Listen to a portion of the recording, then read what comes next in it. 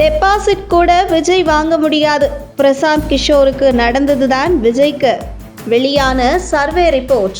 தமிழக வெற்றிக் கழகம் அரசியல் கட்சியை தொடங்கியுள்ள விஜய் கட்சி பெயரை அறிவித்த அடுத்த சில நிமிடங்களில் தமிழகத்தில் பட்டி தொட்டி எங்கும் கட்சியின் பெயர் மக்கள் மத்தியில் சென்றது. அந்த வகையில் விஜய் எதை செய்தாலும் அதை மக்கள் மத்தியில் கொண்டு சேர்க்க வேண்டியது அவருக்கு மிக சுலபம். இதற்கு முக்கிய காரணம் விஜய் சினிமா பிரபலம் என்பதை தாண்டி அவருக்கு பின்னால் இருக்கும் லட்சக்கணக்கான ரசிகர்கள். இந்த நிலையில் என்னதான் விஜய்க்கு லட்சக்கணக்கான ரசிகர்கள் இருந்தாலும் கூட பீகாரில் பிரசாந்த் கிஷோர் நிலைமைதான் தமிழகத்தில் விஜய்க்கு என்கிறது சர்வே ரிப்போர்ட்.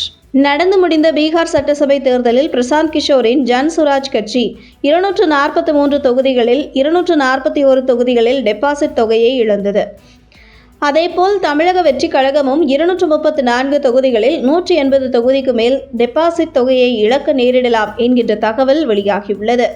நடிகர் விஜய்க்கு ஒரு தொகுதிக்கு 15,000 முதல் 20,000 வாக்குகள் பெறுவது தனக்கான வாக்கு வங்கியை நிர்ணயம் செய்யலாமே தவிர அது டெபாசிட் தொகையை மீட்டு கொடுக்குமா என்பது சந்தேகம். தொகுதிக்கு 20,000 வாக்குகள் விஜய் பெற்றால் கூட தமிழகம் முழுவதும் சுமார் 50 லட்சத்திற்கு மேல் விஜய் வாக்குகளை பெறலாம். ஆனால் அவரால் ஒரு சட்டமன்ற தொகுதியில் வெற்றி பெறுவதே கடினம் என்கிறது சர்வே ரிப்போர்ட். பிரசாந்த் கிஷோர் எந்த கட்சி வெற்றி பெறுகிறதோ அந்த கட்சிக்கு வேலை செய்து அந்த வெற்றிக்கு காரணம் தான் என காட்டி கிரெடிட் எடுத்துக்கொள்ளக்கூடியவர். அதனால்தான் மற்ற கட்சிகளுக்கு வியூகம் வகுத்து வெற்றி பெற செய்த பிரசாந்த் கிஷோர் சொந்த கட்சியை வெற்றி பெற செய்ய முடியவில்லை. ஆனால் பிரசாந்த் கிஷோர் போன்று மிக மோசமான தோல்வியை விஜய் சந்திக்க மாட்டார் என்றாலும் கூட விஜய் எதிர்பார்ப்பது போன்று அரசியல் இல்லை என்பது வர இருக்கும் தேர்தல் அவருக்கு உணர்த்தும். குறிப்பாக ஒரு கட்சியின் வேட்பாளராக போட்டியிடக்கூடியவர்களுக்கு உள்ளூர் செல்வாக்கு மிக அவசியம்.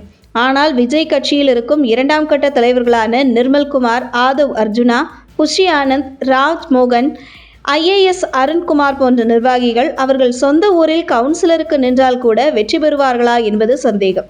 அந்த வகையில் உள்ளூரிலேயே செல்வாக்கு இல்லாதவர்கள் விஜய் கட்சியில் 2ஆம் கட்ட தலைவராக இருந்து வருகிறார்கள். அந்த வகையில் தமிழக வெற்றிக் கழகம் அதிமுக அல்லது திமுக என யாருடனும் கூட்டணி அமைக்க மாட்டோம், எங்கள் தலைமையில்தான் கூட்டணி, விஜய் தான் முதல்வர் வேட்பாளர் என வரும் தேர்தலை சந்தித்தால் விஜய் போட்டியிடும் தொகுதியில் மட்டும் வேண்டும் என்றால் கடுமையான போட்டியை கொடுக்கலாமே தவிர மற்ற எந்த தொகுதியிலும் 2ஆம் இடம் பிடிப்பது கூட சாத்தியமில்லை என்கிறது தேர்தல் கள நிலவரம். ஆனால் விஜய் போட்டியிடும் தொகுதியில் அவர் வெற்றி பெற்றால் அடுத்து ஒரு MLAவை வைத்து கட்சியை அடுத்த கட்டத்திற்கு எப்படி வளர்த்தெடுப்பார் என்கிற பல கேள்வி எழுந்துள்ளது.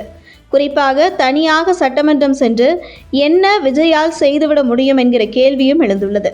அந்த வகையில் தனியாகத்தான் நிற்போம், நாங்கள் தான் முதல்வர் வேட்பாளர் என்றே விஜய் அடம் பிடிப்பது அவருடைய அரசியலுக்கான முடிவுரையை அவரே எழுதப்போகிறார் என்பதுதான் நிதர்சனம் என்கிறார்கள் அரசியல் பார்வையாளர்கள். உள்ளூரில் செல்வாக்கு இல்லாத தலைவர்களை வைத்து விஜய் என்னதான் வரும் 2026 சட்டசபை தேர்தலில் செய்ய போகிறார் என்பதை பொறுத்திருந்து பார்ப்போம்.